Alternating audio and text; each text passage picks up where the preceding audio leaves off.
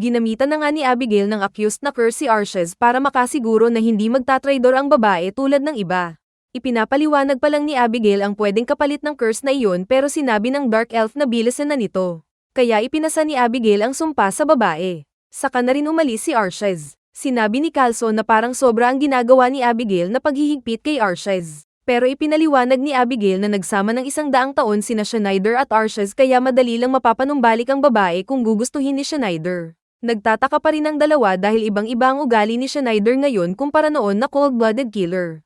Pero ang mahalaga ay kailangan nilang mapatay ang bida para magawa nila ng walang balakid ang kanilang layunin na pagbuhay sa God of Destruction. Saka din sila nagpunta sa kwarto kung saan patuloy ang pagtibok ng puso ng darkness. Muling sinabi ni Abigail na hindi makakawala si Arches sa sumpa kapag hindi nito nahahawakan ng fresh na puso ni Schneider kapag kanyang pinatay. Kasabay ng oras na iyon na sumakay naman na si Arches sa alaga nitong Griffin. At patawa-tawa naman si Abigail dahil sa masamang balak sa dalawa na siguradong mayroong mamamatay sa kanilang dalawa. Sa kabilang banda ay nagpaalam naman na si Sean kay Schneider na niyakap siya sabay score sa asset kaya ganyan ang mukha ng babae. Nagpaalam din si Yoko sa Sorcerer General. Nag-warning si Sean kay Schneider na malakas na ngayon si Arches kaya mag-ingat ito. Saka din umalis si Sean at sumakay sa karwahe kung saan naroon na si Kai. Sa isip ng babae ay nagseselos ito kay Yoko dahil hindi pa siya tinawag ni Schneider sa kanyang pangalan. Pero love pa rin niya ang bida. Pagkaalis ni Sean ay sinabi ni Yoko na huwag maging babero si Schneider. Kaya kinantsawan siya ng lalaki na nagseselos pero hinawi ng babae ang mukha niya. Sa castle ay wala pa ring laban ang mga goblins sa mga ninja lalo na at malakas si Gara. Patawa-tawa si Gara sakay ng wyvern nito nang biglang umilag ang wyvern dahil sa pag-atake ni Arches gamit ng thunder magic. Saka din sila nagkasubukan ng espada at pareho silang nakuryente dahil sa lakas nilang dalawa. Nagtanong si Arches kung bakit nagtraidor ang ninja. At sinabi ni Gara na mas masaya siya kay Schneider dahil it's more fun maging chick boy kaysa buhayin ng Demon of Destruction. Kaya nagalit si Arches na sinabayan naman ng kanilang wyvern at griffin na nagsisigawan. Sinabi ni Gara na pwede ding sumali si Arches kay Schneider. Pero umatake ang babae gamit ng magic sword nitong nagkukuryente na sinangga naman ng ninja gamit naman ang malakas na armas. Nagtulakan pa sila kaya sumabog ang pader ng bridge. Nagtaka si Gara dahil nakasurvive ang kanyang blade samantalang alam niyang kayang mahati ng espada ni Arches ang bundok. Muling aatake si Arches kaya tinapunan ito ni Gara ng mga kutsilyo na sinalaglang ng babae at nahulog sa sahig. Pero may follow-up na malaking shuriken ng ninja kaya napilitang tumalon ng babae. Kaso ay nahipan siya ng pakpak ng naglalaban ng mga hayop kaya nagkaroon ng pagkakataon ang ninja na mahati ang katawan ni Arches. Nagsaya ang mga ninja pero alam ni Gara na may mali. At nakita niyang gumamit si Arches ng illusion. Nasa likod na pala niya ang babae na umatake din ng espada nito at nahati ang katawan ni Gara at sa lakas ng pag-atake ay nahati ang tulay. Patawa-tawa si Arches na inakalang panalo na siya dahil sa malakas na espada. Pero nagulat siya nang makita si Gara na patawa-tawa din at naging marami pa ito. Saka nagtanong sa babae na hanapin sa kanila ang tunay na siya. Muling naghanda ang babae ng espada nitong nagkukuryente kaya naghubad naman ang ninja ng armor nito para din magseryoso. Sinabi ni Arches na wala din kasing silbi ang armor sa malakas niyang espada. Naghanda ng pag-atake si Gara at sinabing tinatanggap daw ang hamon ng pinakamalakas na swordsman na nakilala. Saka din sabay-sabay na nagpapogi ang mga ninja para tumagan ang special sword art nito. Dahil sa lakas ng pag-atake ni Gara ay naramdaman ng mga ninja ang pagbuga ng malakas na hangin. Alam ni Arches na illusion ng 6 na kopya ni Gara at iisa lang talaga ang tunay na pag-atake ng ninja. At nakita ni Arches ang tunay na pag-atake ng ninja kaya ito ang kanyang sinangga.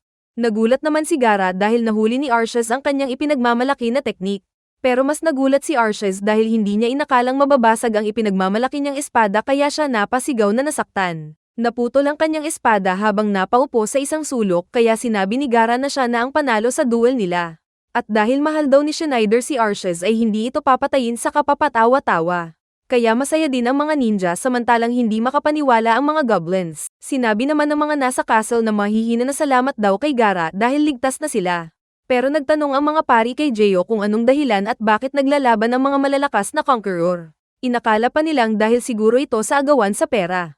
Sinabi ni Arches na walang hiya daw sina Gara at Schneider dahil pinipigilan nila ang balak nilang paggawa ng Utopia. Sinabi ni Gara na wala siyang paki sa Utopia dahil ang gusto lang niya ay it's more fun na mag-chicks. Kaya nainis si Arches na gumamit ng magic missile attack na ipinatama kay Gara na sinangga ang mga ito habang sinasaway ang babae. Subalit hindi nakinig ang babae na tumalon ng mataas habang nag-charge ang espada nito mula sa magic thunder nito. Ito daw ang sekreto ng espada niya. Sabay taga na sinubukang sanggahin ni Gaara.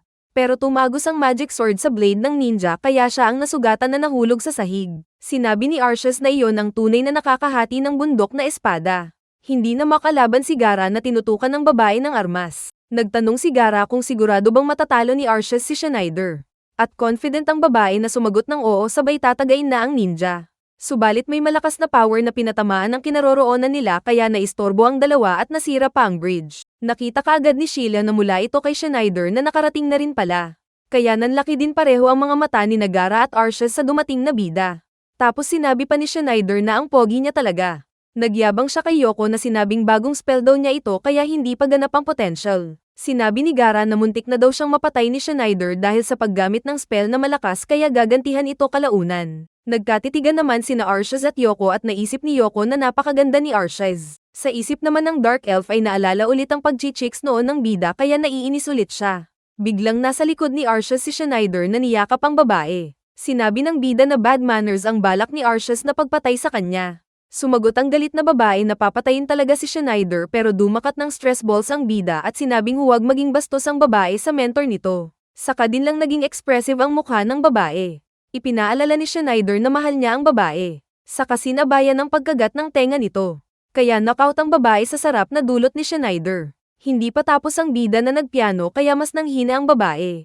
Ipinaalala ni Schneider na minahal niya ang babae sa loob ng 100 taon kaya napagtanto din ito ni Arceus. Bibigay na sana ito na napaluha pero naalala ang sumpa ni Abigail dahil sa blue na kuko at kung mag-a-activate ito ay magiging palaka si Arceus. Tinabigbigla ni Arceus si Schneider saka din kaagad na sinabing hindi naniniwala sa lalaki. Tinawag ni Arceus ang griffin nito saka din kaagad na sumakay para umalis. Kaya napansin ni Schneider na may kakaiba sa babae at ramdam niya ito. Sa isip ni Arceus ay naalala ang ilang libong beses na sinabi ni Schneider na mahal niya ang babae. Saka din naluha si Arceus na sinabing hindi na ito mahalaga. Basta papatayin pa rin niya si Schneider habang paalis. Sinabi ni Schneider na parang tae daw si Gaara dahil tinalo siya ng babae.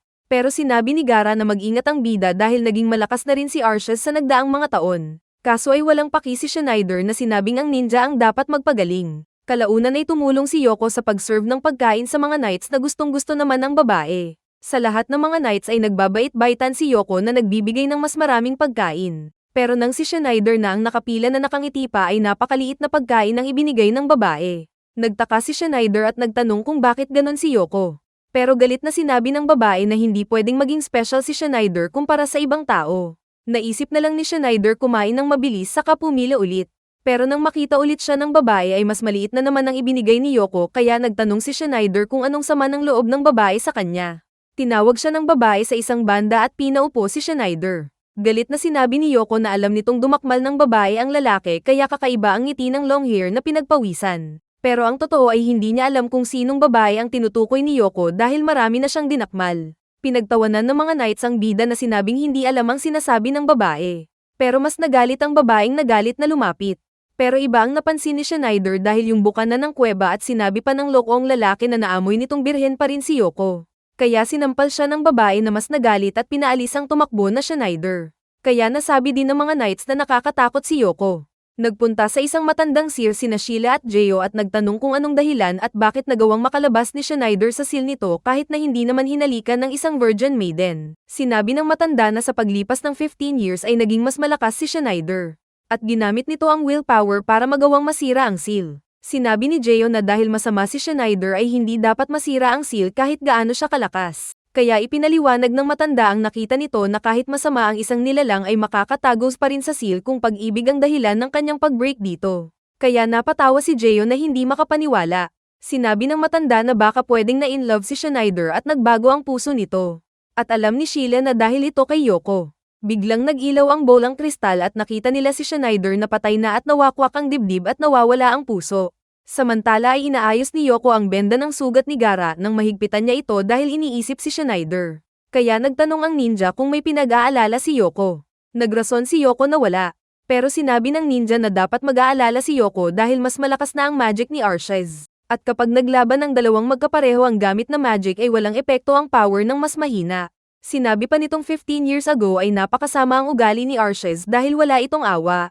Pero nito lang ay may nakita siyang ugali ng babae na bago lang kay Arceus. Pero ayaw marinig ni Yoko ang tungkol dito na kunwari may gagawin saka din agad umalis. Naglalakad si Yoko sa hallway habang iniisip si Lucian na ayaw mamatay. Nang makita bigla sina Schneider at Sheila na magkayakap sa kwarto kaya nagtago siya.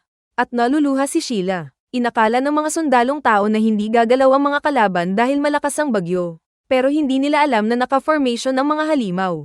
Napatawa si Schneider dahil sinabi ni Sheila ang nakita ng matanda sa crystal ball nito. Prophecy daw ito ng mangyayari kay Schneider. Pero sinabi ng bida na kung tinulungan ng matanda si Jeyo noon sa pagsil sa kanya ay dapat maglaban din sila balang araw. Sinabi ni Sheila na hindi daw alam ang nakaraan ni na Arceus at ni Schneider basta ang alam lang ay inampon ng lalaki ang elf at pinalaki. Saka nakiusap si Sheila kay Schneider na kung magkakaroon man sila ng labanan ni Arceus sa hinaharap ay umiwas na lang si Schneider dito. Sa isa pang kwarto ay nakita ng matanda at ni Jeyo na puno ng galit ang puso ni Arceus para kay Schneider. Sinabi ni Schneider na hindi siya mamamatay sa laban. Kaya napaluhod si Sheila na sinabing alam ng mga pari na nag-iisip ng masama si Schneider para sa kaharian. Ngunit alam ni Sheila na si Schneider ang nag-utos kay Gaara para iligtas ang kaharian nila. Sinabi kasi ng babae na hindi nito kakayanin na makitang masaktan si Schneider para lang sa kaharian nila. Kaya napangiti si Schneider saka umupo. Tumawa ito at sinabing wala siyang paki sa kaharian na iyon. Sinabi ulit ni Schneider na gusto nitong sakupin ang mundo at nagsisilbi lang siya para sa sarili. Kaya napakamot si Yoko na nakikinig sa labas. Mayabang na sinabi ni Schneider na kung sino man ang nag-aakalang sasakop sa mundo na wala siyang pahintulot ay papatayin niya. Sa isa pang kwarto ay nakita ng matanda at ni Jeyo na nagkukuryente na ang lumalabas sa kristal dahil sa sobrang galit ni Arceus at nakalapit na ito sa castle. Ginamit nito ang bagyo para makalapit. Sa kwarto ay hinila ni Schneider si Sheila at sinabing kapag bumabagyo na malakas ang ulan, malamig at madilim ay huwag nagpupunta ang isang magandang babae sa kwarto ng isang lalaki. Saka din ipinahiga ang babae na sinasabing huwag ituloy ang gagawin. Pero napaungol ito na narinig ni Yoko sa labas ng haplas-haplasan na ng lalaki. Sinabi ni Sheila na huwag lalabanan ni Schneider si Arceus dahil mamamatay ito. Handa ang prinsesa na ibigay ang katawan basta huwag aalis ang lalaki.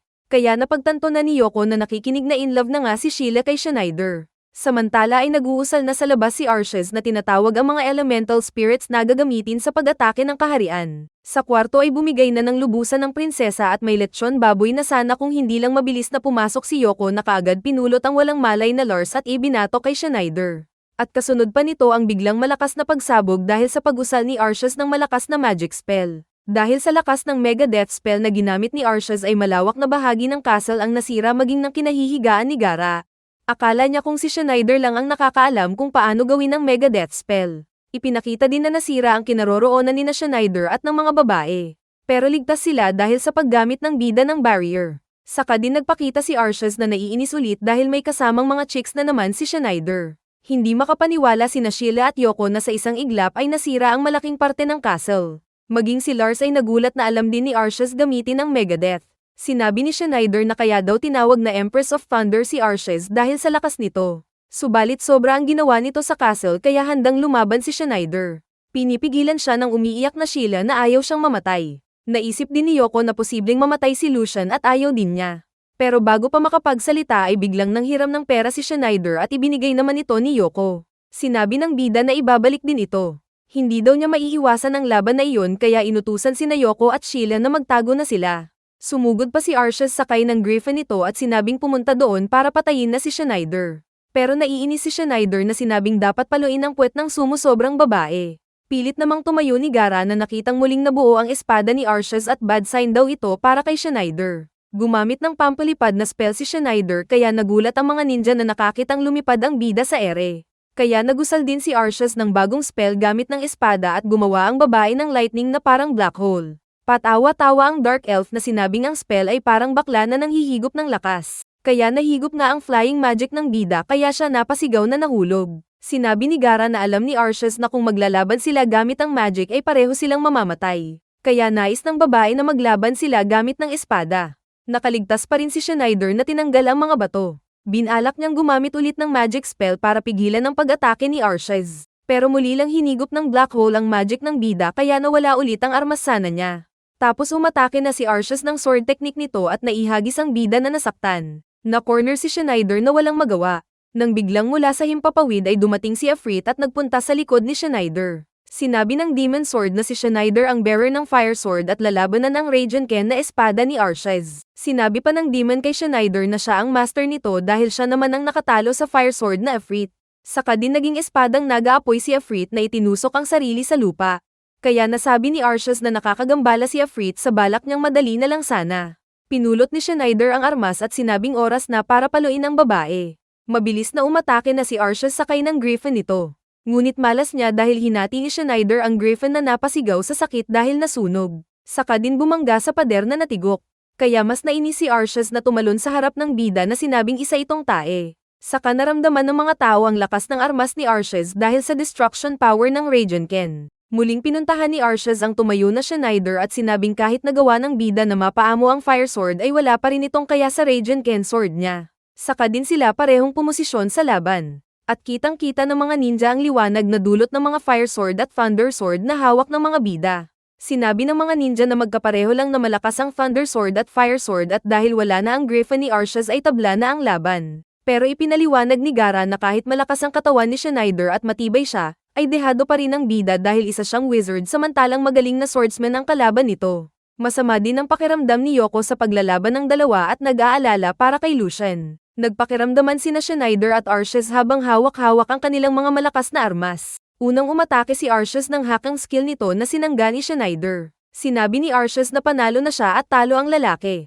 Pero muling nagsalita ang Fire Demon na si Efreet at sinabing kailangan ng mundo si Schneider. Saka walang ano-ano na gumalaw si Efreet at tinangay si Radiant Ken at sinadyang magpahulog sa butas na nanguubos ng mahika. Pero sinabi pa ni Efreet na mananalo ang bida. Naiinis si Schneider na sinabing hindi dapat nagpakamatay ang Fire Sword niya. Sinamantala ni Arshez ang pagkakataon na umatake ulit sa bida at ginamit nito ang maliit na kutsilyo para tusukin ang ulo ni Schneider. At natamba ang bida na sugatan na ikinabahala ng mga babae at ni Gaara. Pamatong si Arshez na sinabing panalo na siya laban kay Schneider. Pero biglang nag-ilaw ang katawan ni Schneider na ikinatigil ng babae. Saka pa daw nakangiti na ang lalaki na di nakatang babae na naghingalo. Napagtanto ni Gaara na noong tumigil ang butas na nanghihigop ng magic ay na-activate ulit ang shield ni Schneider kaya naka-recover agad sa sugat.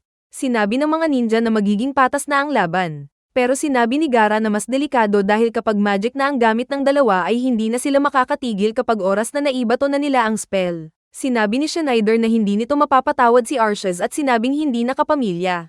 Saka din sila sabay na nagcast ng spell at gumawa ng kidlat.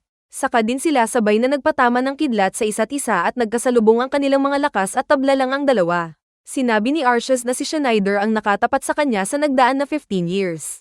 Kaya natawa si Schneider na magkasing lakas na sila. Naunang nagcast ng pangalawang spell si Schneider na yung ginamit niya kay Efreet. Kaya naisip ni Gaara na handa na talagang patayin ni Schneider si Arshez. Nagcast din si Arshez ng parehong spell na ipinagtaka ni Gaara dahil alam din pala nito. Nag-apoy-apoy ang katawan ng dalawang naglalaban saka din sabay na nagkasalubong ang mga nag-aapoy na katawan. Pero naalala ng bida noong magkasama sila ni Arshez kaya biglang nawala ang galit niya.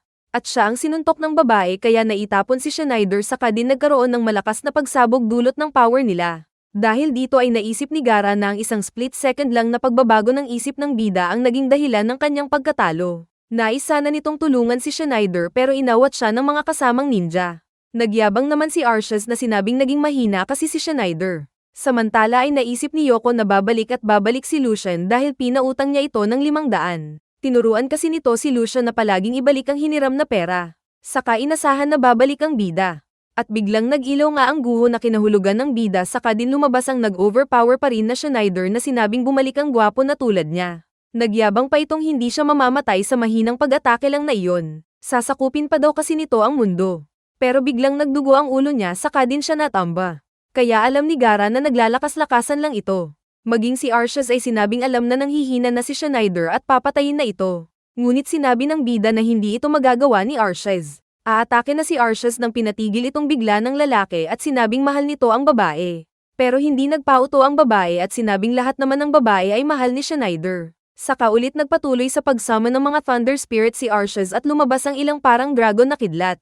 Sinabi ni Gaara na delikado ito dahil kapag na-out of focus si Arshez ay siya ang aatakehin ng mga Thunder Spirits. Nagsummon naman ng mga Fire Spirits si Arshez at ipinalaban sa mga tinawag ni Arshez na mga Thunder Spirits. Kaya naglabanan ng mga tinawag ng dalawa na mga Fire Spirits at Thunder Spirits. Natatalo ang mga Fire Salamanders ni Schneider na lumipad palayo dahil ayaw labanan ng babae pero hinabol siya ni Arces. Sinabi ni Schneider na dahilan lang ni Calso ang paggawa ng utopia na pangarap ni Arces para masakop ang mundo. Pero sinabi ng babae na hindi daw tulad ni Schneider si Calso na gustong sakupin ang mundo para mag-chicks ng marami. Sinabi ng bida na imposible na makagawa sila ng utopia sa mundo dahil puno ang mundo ng kasinungalingan at iba pang uri ng kasamaan ng tao. Saka din inatake ni Schneider ang mga Thunder Spirits gamit ng kanyang mga Fire Spirits. Sinabi ni Arces na dahil kalahating elf at tao siya ay binubuli siya ng mga elf na parehong mga bata.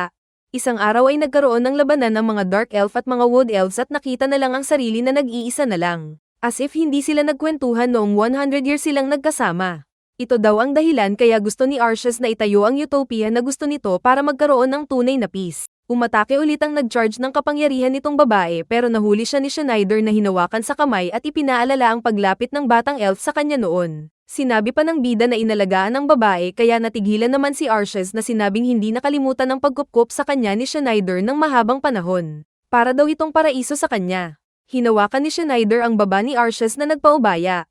Hahalikan sana siya ng lalaki pero nag-activate ang sumpa sa kuko ni Arces na nagbago ang kulay saka din nasaktan ng puso ng babae kaya napilitang gumamit ng power at naitapon si Schneider. Patawa-tawa naman si Abigail na nakitang may feeling pa rin si Arces kay Schneider dahil sa pag-activate ng sumpa. Pero wala na itong magagawa kundi patayin si Schneider dahil kung hindi ay mamamatay siya at magiging isang palaka. Tumalikod si Calso na sinabing hindi na kailangan pang panoorin ang nangyayari. Kung mamatay man sakali si Arces ay isa sa kanila ang kailangan na tumalo kay Schneider.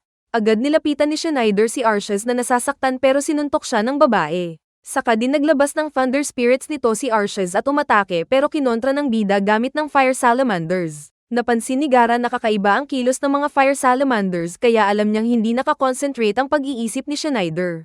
Muling umatake ng malakas na Thunder Attack si Arces na nagawang masaktan si Schneider na naitapon. Kaya nasaktan ng bida na kanina pa pala kumakapit. Nilapitan ni Arces si Schneider habang naalala nito ang estilo ni Schneider na galit sa babae saka din lang hihingi ng patawad at sasabihin na mahal si Arces. Lumuluhan ng dugo ang lalaki na nanghihina pero sinuntok pa rin ito ni Arces ng malakas kaya naitapon. Sinabi ng babae na papatayin na si Schneider at paghahati-hatiin ito sa maliliit na piraso. Sa ere ay naging mukhang matandang hindi naliligo na si Schneider samantalang sa isip ni Arces ay mamatay na ito dahil nakakapasok na ang curse sa kanyang katawan. Pero muling tumayo si Schneider na lumalaban pa rin. Samantala ay nakikita ni Yoko na hindi na evil ang aura ni Arces kundi ay isang bata na nangangailangan ng tulong. Biglang nag-iba ang galaw ng mga Thunder Spirits ni Arces kaya alam ni Gara na may nangyayari sa isip nito. Saka pa nag-amok ang mga Thunder Spirit at ilan sa mga ito ang tinamaan si Yoko na nakita ni Gara at ni Schneider na napasigaw. Pero ipinakitang ayos lang si Yoko na bata pa daw para mamatay. Saka din nakita niyang nataman si Sheila na nakahiga. Pero ayos lang daw ito na nawalan lang ng malay, umatake din ang mga Thunder Spirits kay Arces pero gumamit lang ito ng barrier kaya hindi siya nasaktan saka din nawala ang mga dragon. Sinabi ng babae na gagamit siya ng isa pang spell at siguradong matitigok na si Schneider na wala ng lakas. Sinabi ng elf na isusunod ni Arces na patayin ang chicks ng bida kaya magpakatatag ito. Pero sa isip ni Gara ay alam nitong yung mga umatake na Dragon Spirits kay Yoko ay hindi na kontrol ni Arces. At ramdam din ni Yoko na may mali. Nagalit si Schneider na inilabas ang power at sinabing hindi papayag na masaktan si Yoko. Nag-charge din ng power si Arces kaya pareho silang nag-ilaw-ilaw na parang Dragon Ball. Nakikita din ni na Jeyo at ng matanda mula sa itaas ng tower ang paglalaban ng dalawang malakas na magician. At sinabi ng babailan na hindi na magbabago ang nakita nila sa kanyang bolang kristal na mamamatay si Schneider.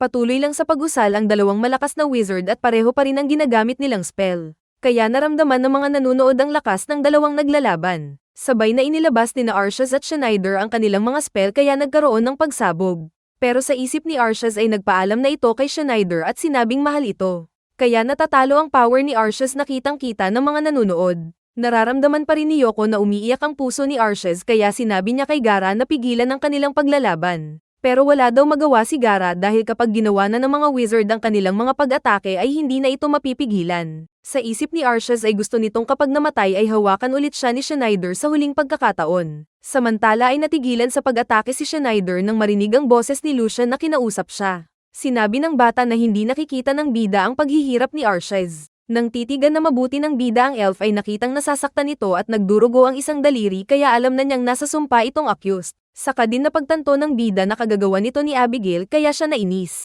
Kasabay nitong natamba na si Arceus na nanghihina at naluluha.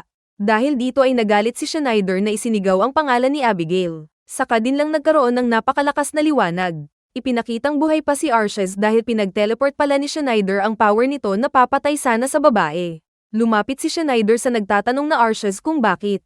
Sumagot ang bida na palalayain nito ang elf sa sumpa. Saka din biglang dinakat ng bida ang mismong dibdib at kinuha ang puso na parang Mortal Kombat brutality. At natapos ang series. May next season pa ito pero saka na natin itutuloy kapag marami ang mag-like kasi sayang ang effort ko kung walang manonood hihihi.